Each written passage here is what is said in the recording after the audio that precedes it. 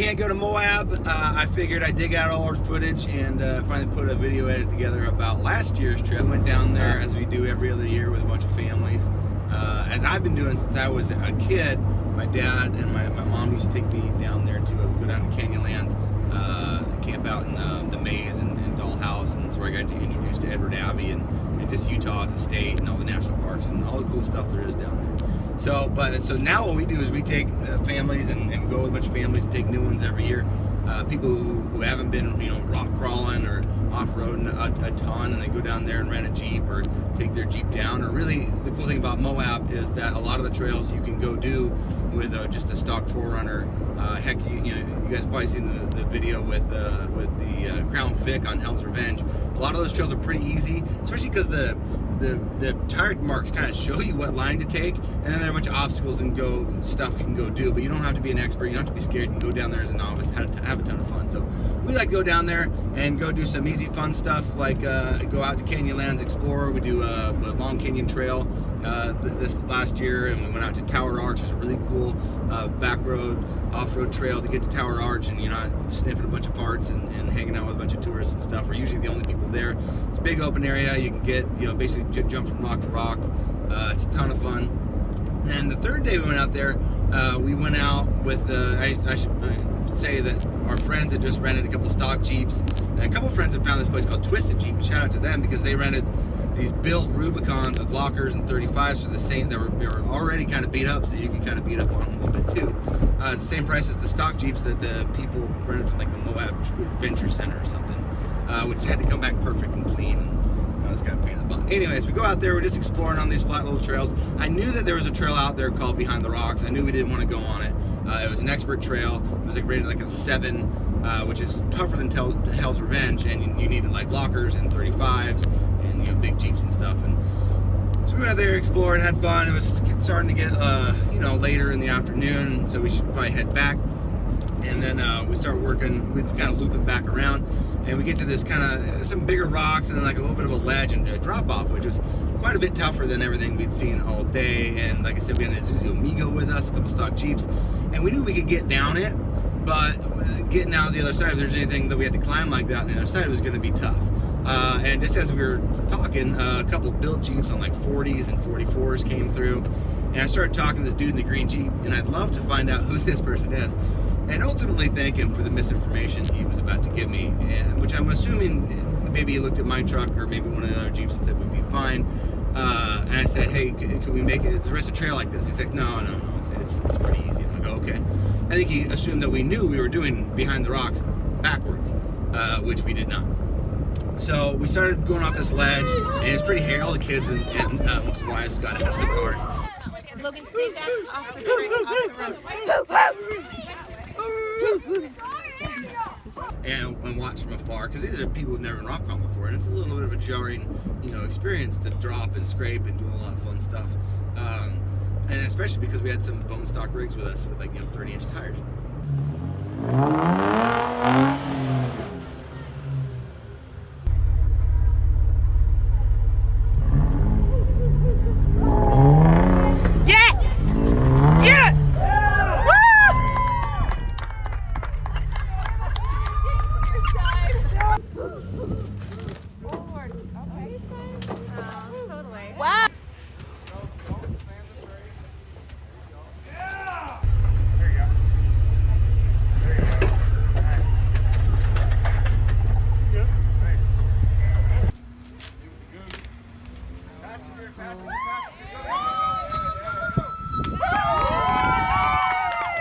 And so we get through that, everybody's celebrating, and we get around the corner, and then now there's another big obstacle to go up. Woo! This is strange, but maybe it's just this weird little dip in this trail to get out. And the answer is no. We endured probably about 2 or 3 more hours up until dusk of hardcore rock crawling trails out there in basically stock rigs. This is very much like gambling.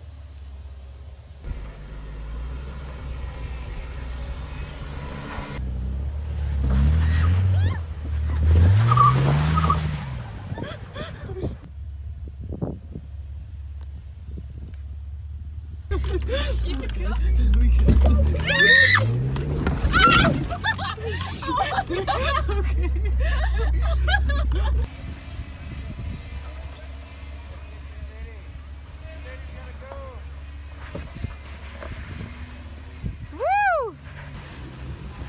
You're the driver.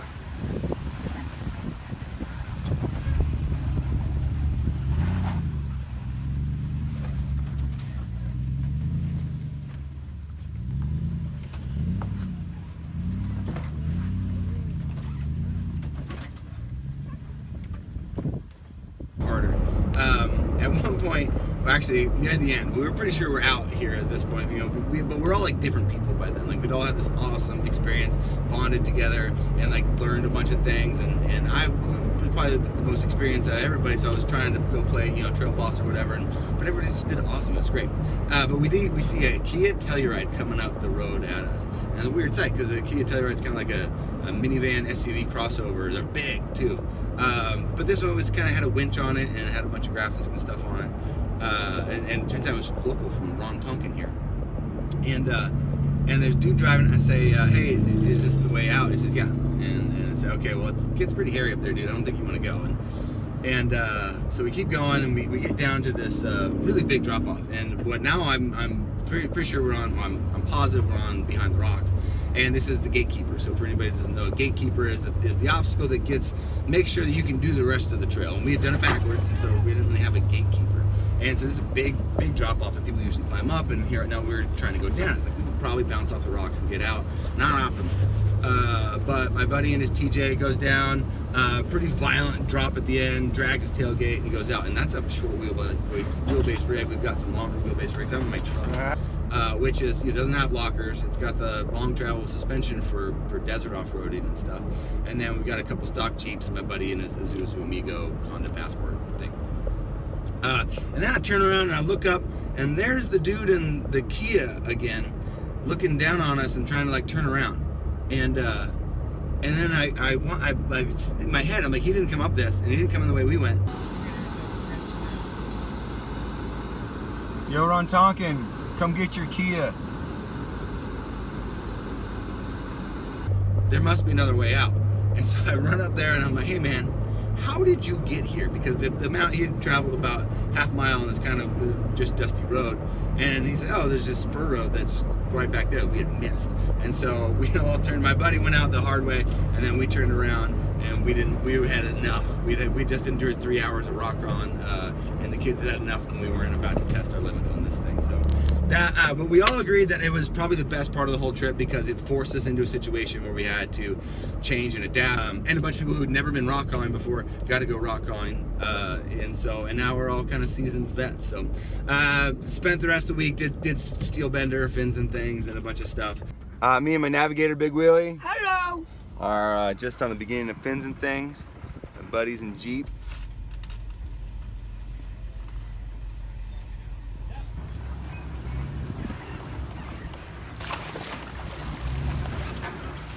It's great. Big booty.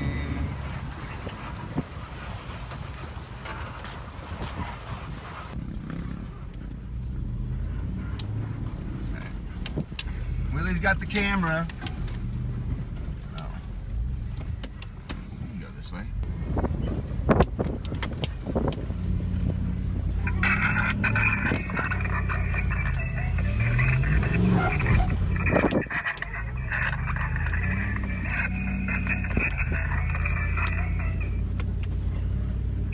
Big girl just did the drop. Jeepers are coming down now.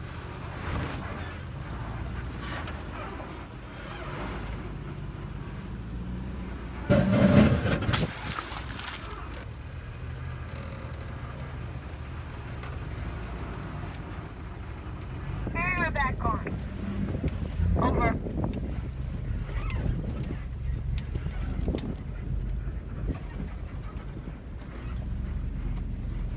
Thanks, cameraman. Doing a good job. Thank you.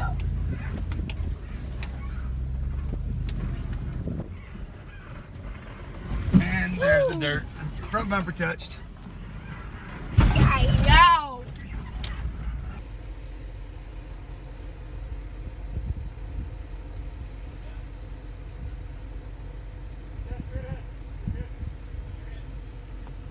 Want to go out there and enjoy public lands, and remember when you're out there that you may not be a bird watcher, a hunter, a hiker, camper, motorsports guy, but we all use the same land, so we all kind of have to think together and protect our public lands, because I guarantee you have more in common with the Patagonia or High Sierra guy than you do the person who's sitting at home eating mayonnaise out of a jar, you know, watching Ren and Stimpy reruns. So anyways, thanks for being you. ABG, later.